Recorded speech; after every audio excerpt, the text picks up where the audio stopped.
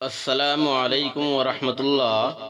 সম্মানীয় দর্শক মণ্ডলী, আপনারা যে যেখান থেকে আমার এই ভিডিওটি দেখছেন, আপনাদের সকলকে জানাই আন্তরিক সালাম ও অভিনন্দন।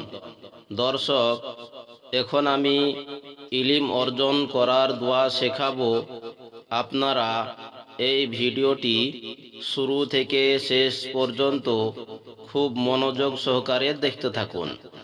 আমি দোয়াটি পড়ছি, আপনারা শুনুন।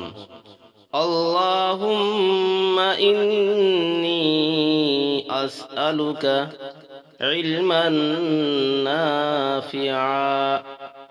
আল্লাহুম্মা ইন্নী আসআলুকা ইলমান নাফিআ।